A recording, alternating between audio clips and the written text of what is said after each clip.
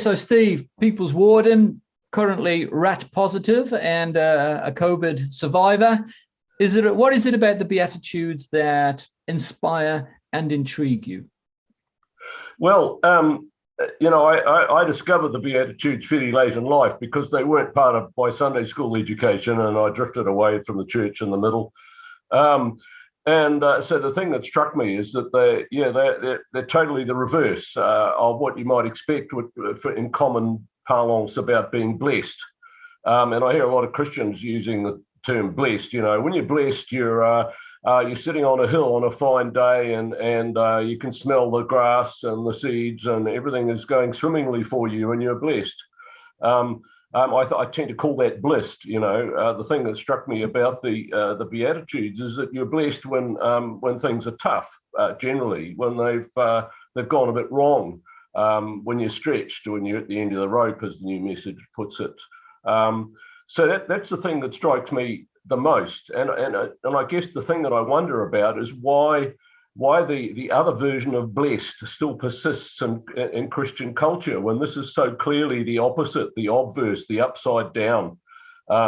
Christians still talk about being blessed when everything is swimmingly good and they feel like they're really lucky or whatever, and they're blessed. So that's in general.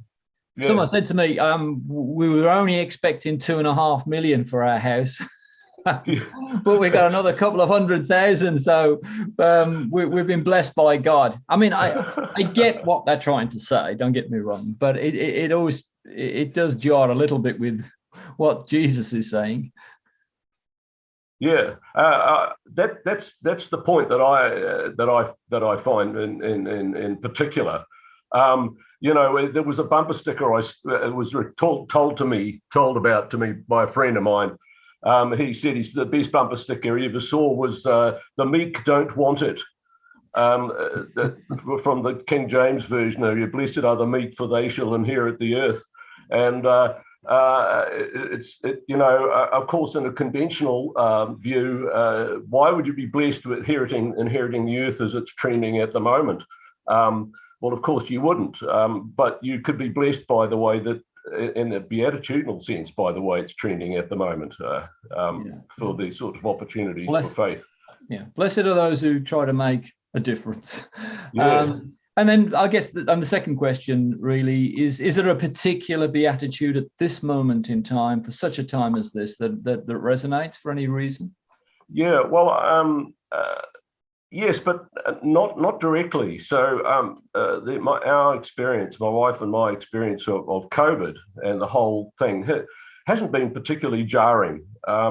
We were well prepared for it in a way. We were adept at using technology. We're a bit older. We don't need a lot of social interaction and that sort of thing. And we could get our groceries delivered to us, all of that sort of stuff. So we were, that from that respect, it wasn't a big deal. But what we see around the place is kind of reinforced some of the other, the importance, if you like, at some of the other Beatitudes. And there's a set of them, really, not just one. The one, blessed are the poor in spirit, or as the Message puts it, blessed are you when you're at the end of your rope. With less of you, there is more for God and His rule. And I'm looking to the side to my other screen here, where I've got both these versions sitting side by side, you see. So I haven't been at the end of my rope, but other people have. So they can be blessed by that. I can also be blessed by being involved in that. Blessed, you're blessed when you care. At the moment of being careful, you find yourselves cared for. Message version again. Blessed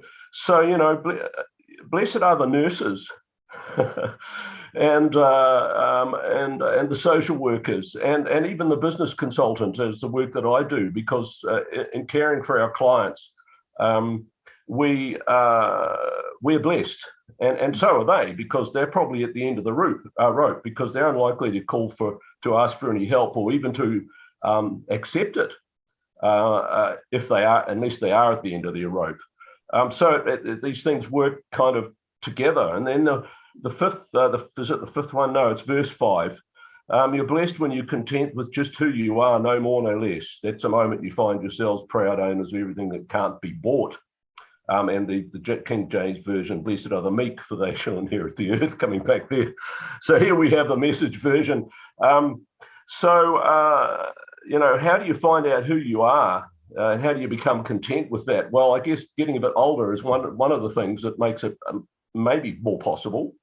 But also when I'm working with people, when I'm caring for them, and my consultancy work or my teaching work, because they need me, and I'm there, then we're all blessed. Yeah, we're blessed in the sense that we find out who we are, we care and are cared for, and we get the most out of the desperate situation. Both the person who's in the desperate situation and the person who's there to care for them in that desperate situation. So to me, with those three Beatitudes, the whole thing kind of comes together in a very coherent and mutually satisfying and mutually growing way. Yeah. That's great, Steve. Someone was saying the other day about that you can't see anything in an individual construct. Everything has to be saw within the social construct, the relational construct. And I think as I've gone deeper and deeper into the Beatitudes, that's what you see. It's very difficult to separate everything. It's very hard to hunger and thirst for justice if you don't love mercy. Hence Micah saying, act justly, love mercy. You need to have the spirit of mercy to even care about all that is just, and hence you would then want to be a peacemaker, and then you're quite likely to be persecuted if you challenge constructs that sort of work against these kingdom principles. So they're all completely sort of overlap, intertwined. Well, they're intermeshed, but I have noticed as an aspect that I find that annoys me, I suppose, is that we all as humans are always looking for lists of things on how to live longer, be healthier, think better, get promoted, get rich, whatever, how to get in with God, how to get into heaven. And it is possible to try and read the Beatitudes as a list of things to do to get in on the right side of God, you see. And so there's a tendency to go looking, well, how can I do these things so I can get blessed like this? Whereas I think that's a misuse, really, that these things happen to us. And so if we're aware of the Beatitudes, then we recognize the opportunities when they happen. And they don't all happen at once, and they happen for sure. Life is like that. So this is a kind of a list of things to watch out for, and when they happen, to say, oh yeah, I can see what's happening here, and we get insight into the reality of the moment, and that's their best use in my view and in my experience. Wonderful. Well, thanks, Steve, for giving us, today's reflection on the Beatitudes. And as I said, you're currently a COVID victim. You've lived to survive and tell the tale. So thanks for joining us, even though you're probably not 100%, but good to see you. I'm pretty close, and interacting is always a cause for being cheerful. Yeah. Thanks very much, Steve. Take care. Okay. Yeah. Cheers. God bless. Bye. Thank you. Bye.